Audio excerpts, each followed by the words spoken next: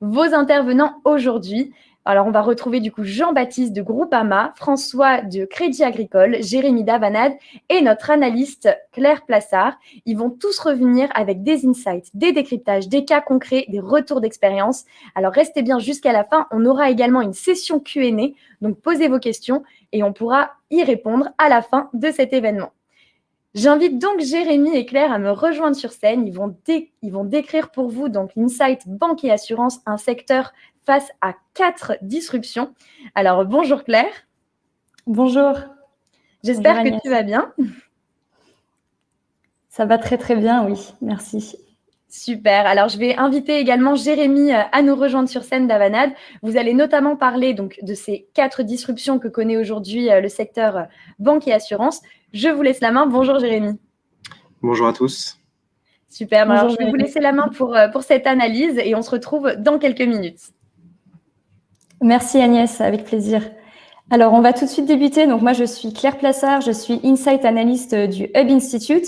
Donc, c'est-à-dire que je suis en charge des rapports, donc, dont vous a parlé Agnès tout à l'heure. Donc, tous ces acteurs, tous ces rapports, donc, sur les différents secteurs, les différentes verticales métiers. Et j'ai le plaisir aujourd'hui, donc, de vous partager un extrait d'un de nos derniers Hub Reports sur le secteur banque et assurance, en vous présentant, donc, 4 disruptions auxquelles fait face ce secteur banque et assurance. Donc, on va voir ensemble, donc, d'abord une disruption au niveau du changement climatique, également une disruption économique et sanitaire, donc avec le Covid qui a beaucoup impacté nos vies depuis un peu plus d'1 an. Ensuite, une disruption générationnelle avec une nouvelle génération qui émerge, donc celle des millennials. Et enfin, une disruption technologique avec beaucoup d'opportunités et de challenges qui sont présentés par les nouvelles technologies. Donc, on commence tout de suite avec une première disruption, donc la disruption durable et climatique. Donc, effectivement, le changement climatique a des impacts de plus en plus présents dans nos vies et dans nos quotidiens et forcément des coûts. Et en première ligne, donc, pour faire face à ces coûts, nous avons les assureurs. Donc, on constate que on anticipe environ 92 milliards d'euros de coûts qui sont liés aux dégâts, aux aléas naturels d'ici 2040 en France. Donc, un coût qui est assez énorme. Et puis, effectivement, ça s'explique au travers de 3 facteurs. Donc, tout d'abord, l'enrichissement des pays, qui a pour conséquence, en fait, l'augmentation de la valeur des infrastructures. Donc, puisque la valeur des infrastructures augmente, lorsqu'on a des dégâts qui sont causés par des catastrophes naturelles, c'est forcément traduit avec des coûts qui sont de plus en plus conséquents. On a également donc un changement climatique qui est responsable d'une grande partie de ces coûts, avec notamment des risques de sécheresse, des risques de submersion marine. Et puis enfin, un mauvais aménagement du territoire qui également contribue à de nombreux dégâts et à de nombreux coûts. Et on pense notamment à différentes villes en France qui sont régulièrement donc en risque d'inondation. Deuxième disruption, donc la disruption sanitaire et économique. Donc ici, bien sûr, on va parler du Covid. Donc le Covid, malheureusement, a eu un grand impact dans nos vies depuis un petit peu plus d'1 an, et notamment au niveau du phénomène d'extrême pauvreté. Donc on constate là sur le schéma que vous pouvez voir que si jamais l'extrême pauvreté était plutôt en courbe descendante depuis les dernières années, depuis la fin de l'année 2019, ce n'est plus vraiment le cas et le phénomène d'extrême pauvreté reprend un petit peu de puissance. Et donc malheureusement, le nombre de personnes dans cette situation dans le monde augmente à nouveau. Et malheureusement, puisque la crise n'est pas encore finie, ce chiffre va continuer également d'augmenter. Et on estime donc à un peu plus de 200 milliards de dollars les dégâts de la crise sur l'ensemble du secteur mondial de l'assurance pour l'année 2020. Donc pareil, un chiffre qui va continuer d'augmenter, puisqu'effectivement, les assureurs sont en première ligne pour répondre à tous les impacts qu'on a pu avoir au niveau économique sur les différents commerces, les différentes activités qui se sont retrouvées impactées, mais également au niveau santé, avec tout ce qui est assurance santé, les assurances vie notamment. Troisième disruption, une disruption générationnelle. Donc, on voit ici, en fait, une nouvelle génération qui émerge. Donc, c'est la génération des millennials qui correspond à 30% de la population française. Et 30% de la population française, c'est déjà 50% de la population active. Donc, ces millennials sont déjà bien rentrés dans le marché du travail. Ils sont très actifs et ils sont les investisseurs de demain. Et la particularité de cette génération, c'est qu'elle est vraiment baignée dans la technologie. Elle a des habitudes qui sont très digitales, elle a des attentes aussi qui sont très digitales, et c'est un challenge pour le secteur de la banque et de l'assurance qui doit un petit peu se mettre à niveau pour pouvoir répondre aux attentes des millennials, et notamment à certains moments qui sont des moments clés de la vie des millennials.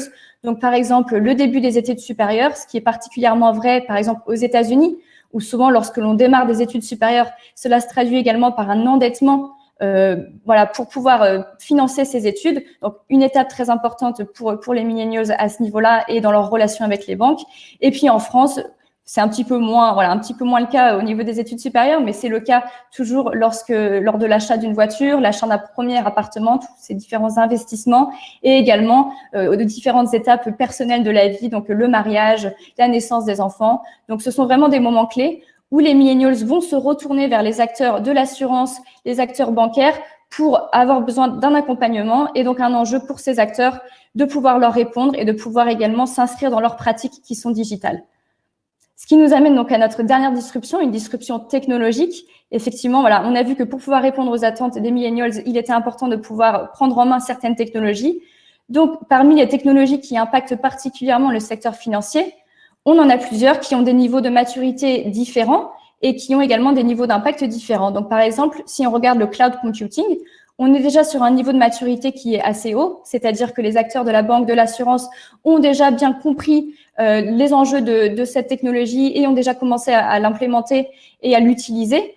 Et donc, du coup, un impact qui est un petit peu plus relatif. Mais en revanche, on a d'autres technologies telles que la blockchain, l'Internet des objets, l'intelligence artificielle et le machine learning qui ont des niveaux de maturité qui sont beaucoup moins élevés, donc des taux d'adoption qui sont encore très faibles, et c'est encore vraiment au début de cette disruption qui est attendue pour être assez large et avoir un fort impact sur le secteur financier. Et effectivement, voilà, on constate que seuls 5% des banques et 6% des assurances ont déjà déployé des innovations d'intelligence artificielle à grande échelle sur plusieurs points de contact. Donc voilà, si on voit qu'il y a beaucoup déjà d'acteurs de la banque, de l'assurance qui utilisent l'intelligence artificielle sur un endroit du parcours client, ce n'est pas encore le cas à grande échelle. Et pourtant, ces différentes technologies, dont l'intelligence artificielle, présentent beaucoup d'opportunités.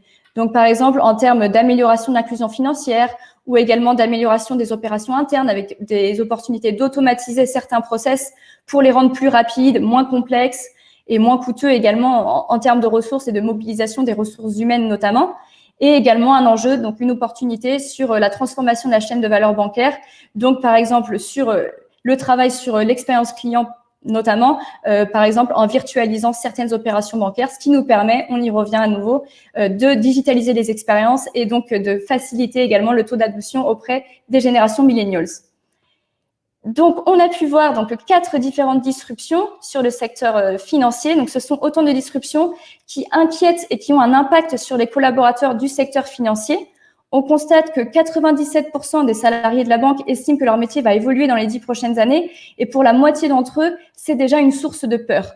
Donc, on a ici un vrai enjeu sur l'accompagnement et la conduite du changement des collaborateurs.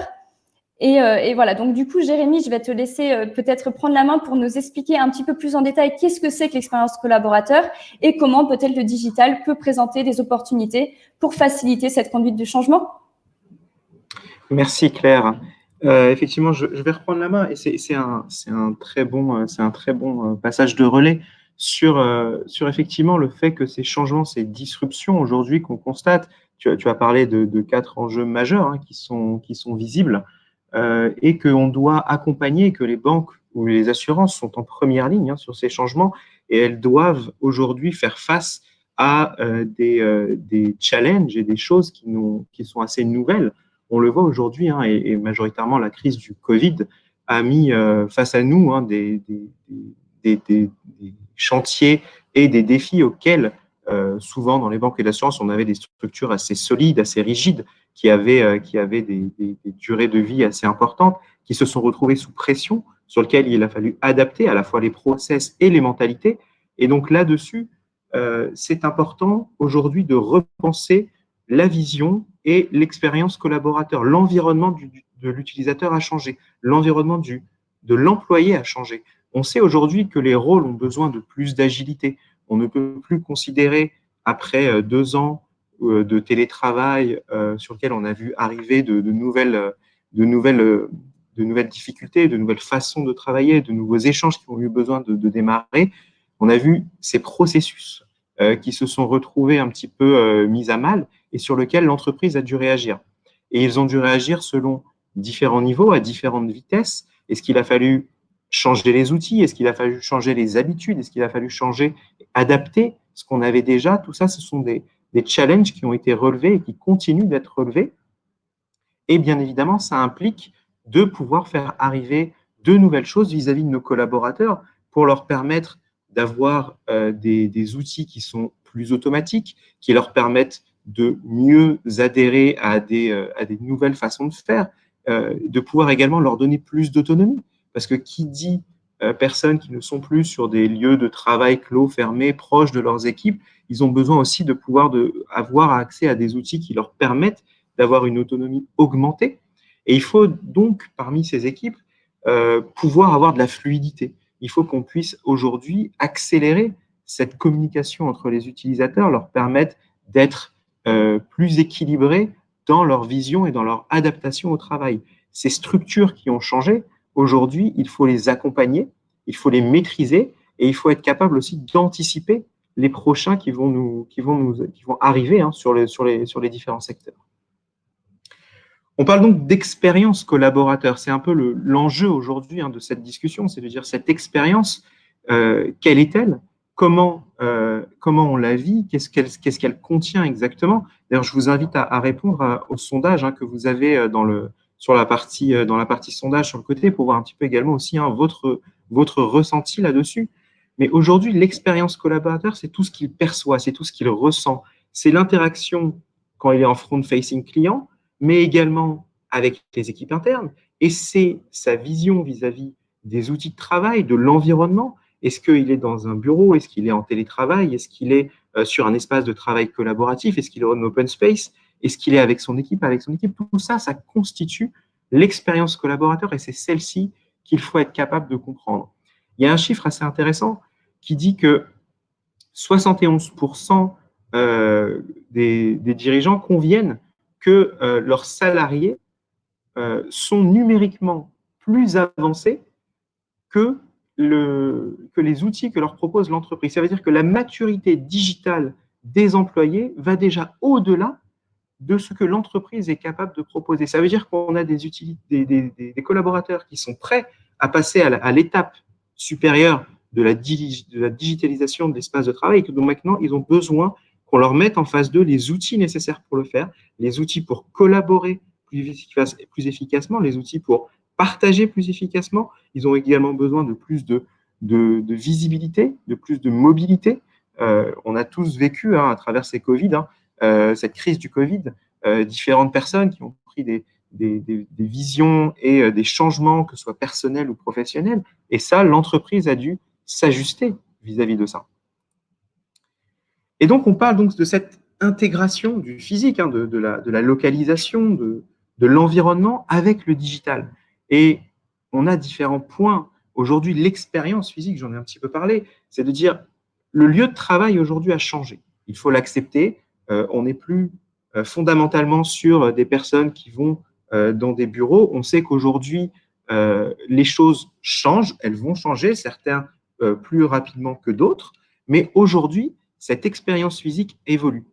On est passé, il y a 15 ans, du PC sous le bureau au laptop. Aujourd'hui, on passe du laptop à la tablette. Demain, on aura peut-être des choses encore plus avancées. On aura de la réalité virtuelle, on aura de la réalité augmentée qui nous permettront également de changer cette expérience.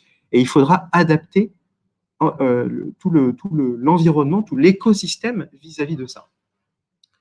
On a aussi un changement vis-à-vis des relations, vis-à-vis de l'expérience humaine. Comment on se voit dans l'équipe et comment on interagit avec l'équipe au sens large, avec l'entreprise.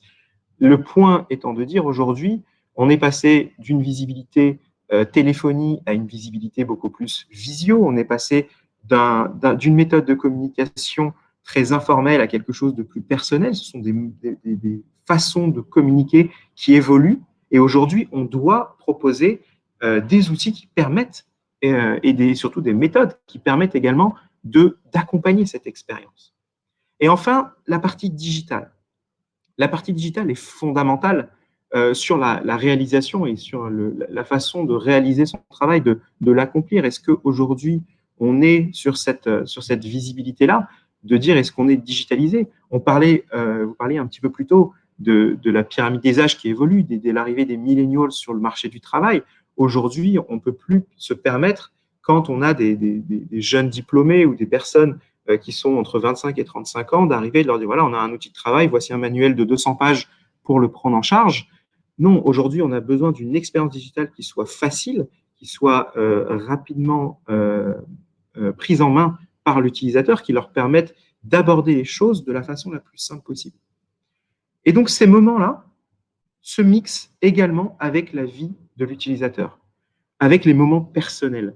C'est-à-dire qu'aujourd'hui, et de plus en plus en 2020 et en 2021, c'en est l'explosion, on sait que la vie professionnelle et personnelle se sont incroyablement fusionnées. Elles ont été très impactées les uns sur les autres. On a vu les enfants passer dans les visioconf et on a vu les différents points qui ont permis à toutes ces personnes de devoir trouver des ajustements. Et donc, c'est les entreprises qui réussiront, ce sont celles qui arriveront à gérer au mieux la fusion entre le professionnel et le personnel. Parce que si on arrive à proposer une expérience, on va dire, complètement intégrale à l'utilisateur, eh ben, on va se retrouver avec des collaborateurs qui seront plus engagés et une productivité qui sera améliorée. L'expérience collaborateur, c'est plusieurs piliers. C'est le pilier digital, c'est l'expérience, c'est la culture, c'est tout un tas de choses qui permettent de se positionner, qui permettent d'avancer. Aujourd'hui, les défis qu'on doit relever et les défis qui sont à relever dans les banques et les assurances, ce sont ceux-là. C'est comment je garantis une augmentation de ma productivité, comment les innovations que j'ai pu tester aujourd'hui, je vais pouvoir les faire évoluer, parce qu'aujourd'hui, on sait qu'il y a de l'innovation dans les entreprises, on sait qu'il y a de l'innovation en banque, on sait qu'il y a de l'innovation en assurance. Aujourd'hui, il faut les comprendre, les mettre en valeur pour les proposer de façon plus large, pour que derrière, on ait un avantage concurrentiel durable. Parce que plus notre expérience collaborateur sera évoluée, plus on arrivera à avoir une culture d'entreprise qui va dans ce sens-là, plus on aura des collaborateurs engagés, donc qui sont partie intégrante du succès de l'entreprise, et plus on aura du succès dans les différents points qu'on cherche à mettre en avant. En conclusion, rapide, et surtout sur les différentes perspectives, il y a plusieurs points qui sont très importants. Premièrement, aujourd'hui, et je le répète, l'espace de travail, c'est plus simplement le bureau. C'est quelque chose où on sort du carcan métro, boulot, dodo, on va dans quelque chose de plus évolué, et aujourd'hui, il faut accompagner ça. L'encadrement des collaborateurs, le manager 2.0, celui qui est capable de maîtriser les nouveaux outils et d'en être le champion vis-à-vis de ses équipes, est également fondamental. On a besoin d'avoir des managers, on a besoin d'avoir des équipes dirigeantes qui aujourd'hui promeuvent ce type de parcours. La technologie, maîtriser la mesure de cette technologie est également fondamentale. Pourquoi? Parce qu'aujourd'hui, cette expérience collaborateur, elle est plus simplement dirigée par les ressources humaines, elle est partagée, elle est transverse entre les DSI et les différents collaborateurs. Pourquoi? Parce que cette expérience aujourd'hui, elle s'adresse aux collaborateurs, mais également de façon plus large à tout l'écosystème de l'entreprise. Un grand merci Jérémy et Claire pour ces insights. C'était très intéressant et ça permet justement